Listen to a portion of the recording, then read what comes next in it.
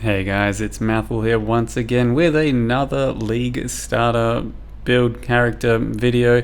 This time around it is, well, basically still Arch Nemesis edition, but it is Sentinel edition. And the unfortunate reality there is that starters are basically still very well established, builds are well established, and you can kind of just know what to expect out of a lot of the builds that you can jump into right now. There aren't any balance changes happening for Sentinel. There's just a few new items, a few maybe changes in rarity on uniques, but overall what worked before will work this time around, and I've just got a few starters for you that are pretty basic for my type of channel. I think they should, as always, get you going early, ramp somewhat decently through maps into endgame, and not be too expensive, but they do have potential to be invested in to then go to much higher lengths. But don't expect to come in and slap down every Uber Pinnacle boss off of 10 Chaos, not just yet. It might take a little bit of work. Either way, let's get straight into it with these starter builds for the Sentinel League. And the first build I'll fire off is one that I actually started with Arch Nemesis League in, and it is Deadeye Ice Spear. I loved playing it personally, I loved starting it, I got a lot of positive feedback on people that started, and just in case some people missed out or want to play a spellcaster build as opposed to a whole bunch of other shit that you could do that's maybe a bit more boring, I will just list it again. It's Deadeye Ice Spear. And now, of course, Ice Spear doesn't look quite like the cancer that you see on screen by default. That interaction is because of the Sniper's Mark. Without Sniper's Mark, you are just chucking out a bunch of ice spears in a straight line. With the Deadeye ascendancy, you do have chain, of course, so they chain between various monsters, and it creates a pretty nice clearing effect. It's a fairly well-established build at this point. I have 3 videos, I think. You can check out the entire sort of progression of how I started this character last league, what I did, and I talked plenty about it, and I really do encourage you to go over at least that first or second video if you want to look into this one as a starter, because basically I did have to figure some things out, and absolutely shared that with everyone. Essentially, we start with either something like Cobbleash, Frostblades, any bow setup, up until around level 28, or until the library quest in Act 3, at which point you can buy yourself an Ice Spear, you can grab an Eye of Winter, and from then onwards you can convert into a full spellcaster setup, and there's going to be some growing pains as you go. You're going to have to try and fix some mana, some cast speed, get the right amount of damage since you are starting as a ranger, but I do, as I said, encourage you to follow along with the progress that I shared during the actual Deadeye starter video. Now, the character, on a fairly decent budget, ended up taking on all of the endgame that was offered last league, so the brand new bosses, as well as like Maven, Cirrus, 4-ways, 5-ways, the Feared, all of that shit. And I do think it has a decent chance of going against the Uber Pinnacle stuff, but you will have to put some work into the character to get to that point, I think. Overall though, love the playstyle, do love me some Ice Spear, and Deadeye itself, probably one of my favorite ascendancies at the moment. It's very flexible for things with projectiles. So it's actually good that this time around for this build I do have the sort of intro setup that I was giving just before starting the character on Arch Nemesis, and you can follow along with what was going to be the absolute bare bones basic setup and what I thought you kind of needed in each slot, and then you can actually go in and look at my proper character, where it ended up during the Arch Nemesis League, the gear I went for, and how I solved a few problems and all that, and it definitely goes into more detail in the video. But essentially, you will be grabbing a snake pit just because you want that extra bit of chain, and the Deadeye Ascendancy itself is used essentially for getting chain between the mobs and also the 2 additional projectiles. You then really love just the Mark Ascendancy to be able to quick cast your Sniper's Mark whenever you want, and it makes it quite a bit more powerful. So once you've combined all of those, you got yourself some serious extra power just for Ice Spear, basically tailor-made for it. And then of course Tailwind, can't go wrong, just a whole bunch of extra speed. And I think the first thing I ended up doing was going the additional chain, but it's going to be kind of up to you, and probably reference the videos for more fresh opinions straight after I played it, because it's been a few months since then. But as far as leveling is concerned, as I said, you'll be kind of like a bow or, helix sort of setup, whatever you want to do with something kind of generic and projectile, and you'll probably spec through these nodes first and then unspec them later to just sidestep them, because they're not very efficient, but they are going to be most of your damage early on, and then kind of just go straight up top, or you can get a little bit of extra speed early on. Probably just then go up top and start trying to focus towards crit, because you can start becoming crit with Ice Spear as soon as you get it, and Ranger doesn't get Ice Spear, so either you have to trade for it or wait till the library quest in Act 3. Once you get that, you level it up a few times, start using Eye of Winter, and from then onwards, honestly, follow the fucking video. There's a lot more detail about the starter, the first day or two of how I experienced this character, and you're gonna have to do some mana fixing until you can get Eldritch Battery. Once you can get Eldritch Battery through the use of a craft on your chest, mostly 10% life as extra energy shield, that's when all of your mana gets solved and you just start casting off of your energy shield entirely.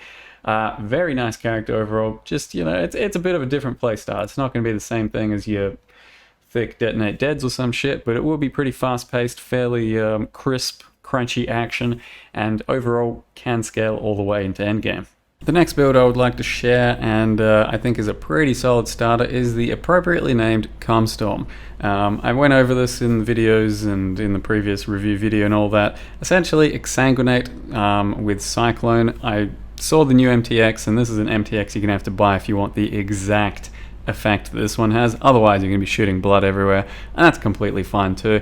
But seeing this effect made me think we could make a Cumstorm character, and it turned out to actually be something pretty respectable as far as a real build. I made it as a cast on crit character originally, but while I was leveling it, I was using cast while channel and pure non-crit with damage over time, and it made me think this could actually be a pretty good contender for a starter some other time. Given that no changes have come through with the actual base game, I do think this is a pretty good starter. I gave it a full-blown test right at the end of Arch Nemesis and a bit on standard, and got this character like level 72 or something, just Exsanguinate all the way, and it's been really smooth. So it is essentially just an Exsanguinate character with some Corrupting Fever as well, but the idea is that you are cycloning and using cast while channel, so it kind of automates the system a lot more, and you don't have to worry about like poor cast speeds or just getting stuck casting. Instead, you are constantly on the move, and the build in the end, off of pretty humble setup, just a regular sort of min-max on a low scale, does get up to about 2 to 3 million DPS, and that's damage over time and physical damage over time, which is a very reliable source of damage. So it should, in the end, get you at least through to the end game. Whether or not you'll be tackling it, I'm not quite sure, because it is still going to be a Cyclone character, and that does run into a few issues. But Cyclone in this manner gets kind of fixed, and it's pretty nice that compared to the cast on crit version, the cast while channel version means you don't actually have to hit anything. You don't have to connect with any mobs. You can just spin in a spot on one spot, spin in a circle on one spot, nailed it, and then unleash your Exsanguinates, and they will be reaching. And if you're using the chain support to clear, which you should be by around the time you have a 5-link, then the Exsanguinate's going to chain throughout a bunch of enemies, going to have really nice clear, and then Corrupting Fever is going to amplify your damage a bit, given that you had to sacrifice a little bit for Cyclone and cast while channel.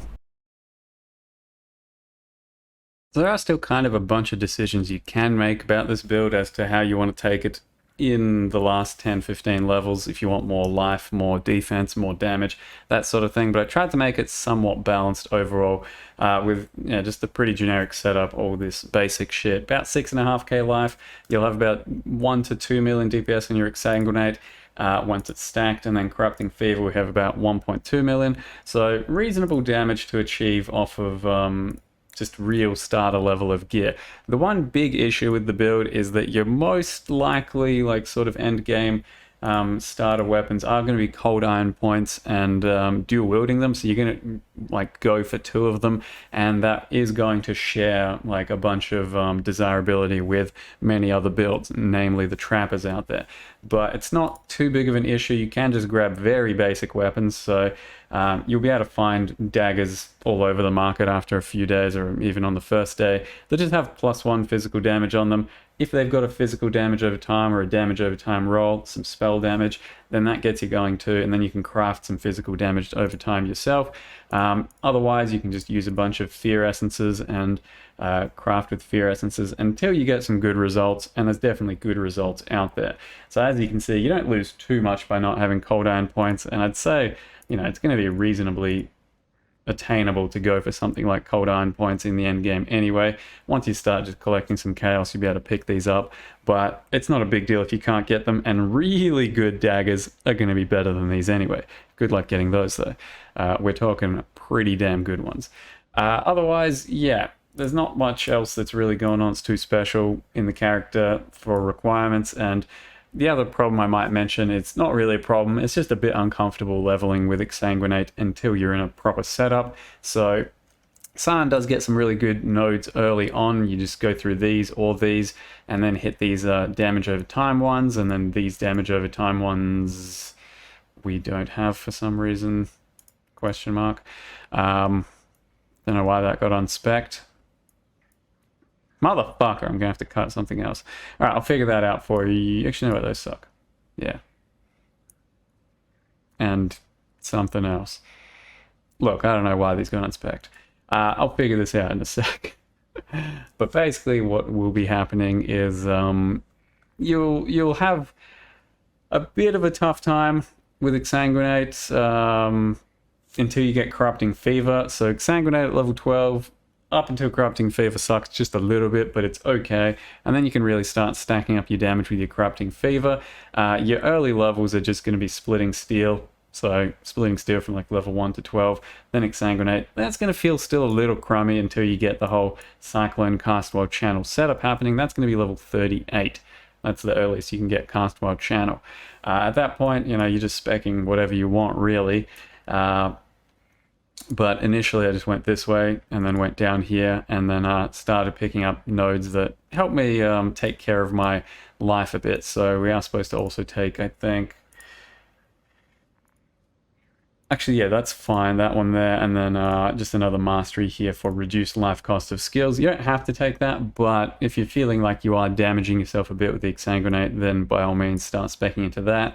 And at this stage, it looks like, yeah, I've over budgeted a bit, so we have to probably drop either like these damage nodes here, which isn't a big deal, or another life node, something like that.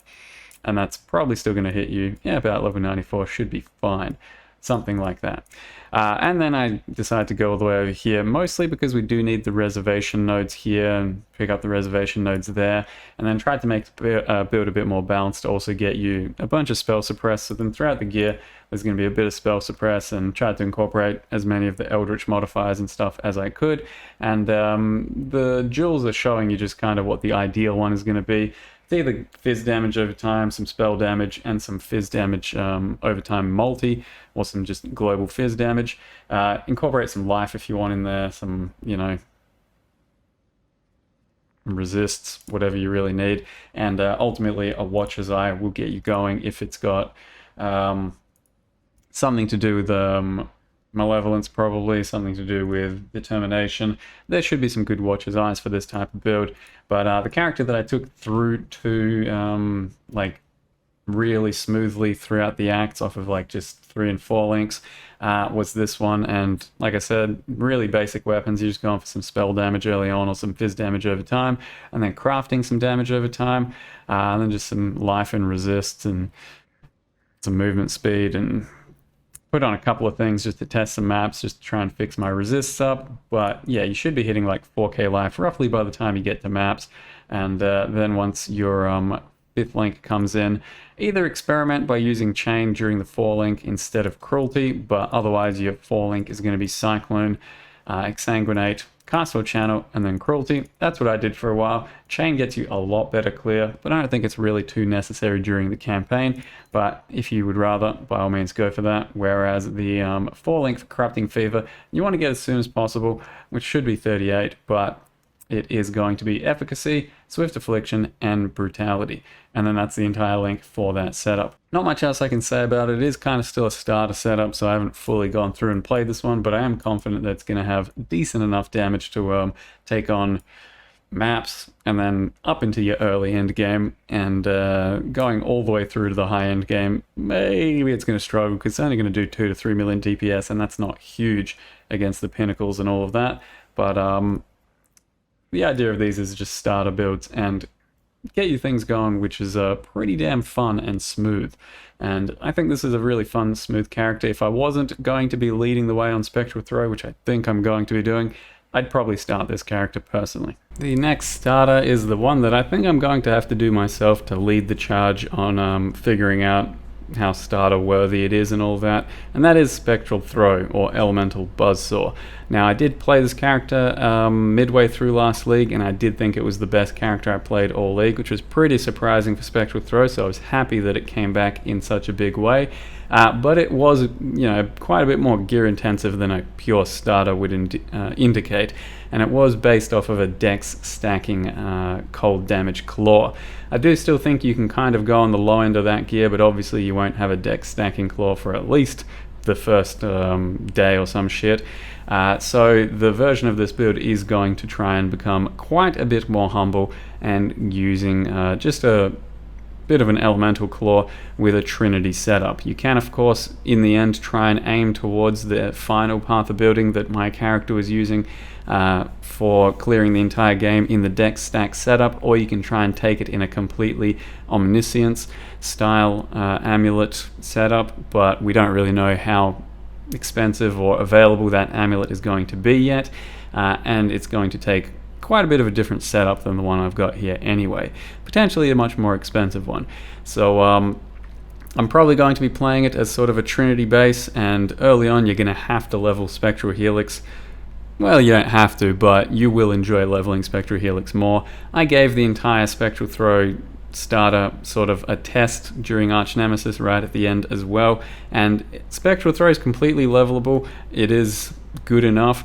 It's going to be a little slow compared to maybe some other things, and ultimately just putting in Helix at level 12 up till about level 40 maybe, until you get some real tools to assist Spectral Throw. Spectral Helix is just going to level quite a bit smoother and faster. So it's up to you if you want to just try and commit to the entire build the entire way through, or if you want to be Helix until the point where you're ready to be Spectral Throw, that's fine too. And like I said, ultimately we might have to try and convert into a full dex stacking version of the build, which is going to end up having some good gear to chase and crafts to make, or maybe we'll see if the min-max on the Trinity should work. Ultimately, the character I thought had way too much damage, or way more damage than it ever needed, and that's why I do think I can cut a whole bunch of it and still have a successful starter. Loved me some Spectral Throw, and I know plenty of others do as well, which is why I think I'm going to have to start with it personally, and also see if I can figure out how it can work off of zero gear and early level mapping. So once again, the beauty of no changes means that we have a perfect character to essentially reference for the absolute end game.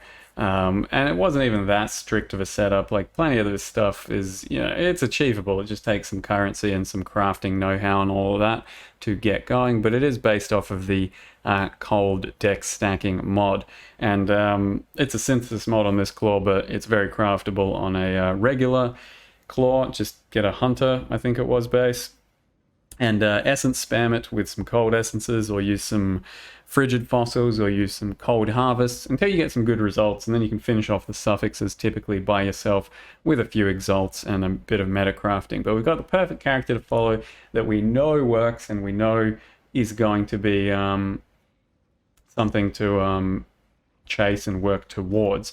But the actual beginning character does look a little tougher to get going, because there's going to be a few little growth periods where you need to fix your crit, fix your accuracy and attack speed and life and all of that. So, things like this typically are better for a second character league when you've got a bit of established gear, got a bit of established currency to craft with. But that said, I do think it's still possible, and going to be using Spectral Throw from level 1. At level 12, you know, I'll evaluate how things are going. I did give this a test with 0 gear, like basically upgrading nothing as I was going, because I was just trying to make it as basic as fucking possible, and it was still working well enough. Helix was going to be outputting more at level 12, so, you know, if you're struggling on gear or the build itself, start using some Helix. But otherwise, I think once we use some league mechanic like Sentinel and getting some upgrades and shit like that, Spectral Throw should actually carry or hold its own as well. But to begin with, we will probably go Far Shot. And after that, it's going to be kind of a question mark. I think Focal Point, getting Sniper's Mark to a much healthier place, is pretty important. But if we take Endless Munitions early on, quite likely the play. It means you won't really have to rely on lesser multiple projectiles or greater multiple projectiles. They're still nice to have for the extra clear, but you can justify getting rid of them and then using a damage support instead. Basically, by around Merc Lab, once you got all 3 of these, that's when the build should come online pretty healthily, because Sniper's Mark on an enemy with Spectral Throw really seems to combine nicely for its single target, because it means we don't have to be really up close and slow projectiling anymore. You can be pretty far away, hit an enemy with the Sniper's Mark up, the entire Spectral Throw like kind of explodes, and then a few of those projectiles are going to come back through the enemy and thus give you those overlapping hits that you would love to have.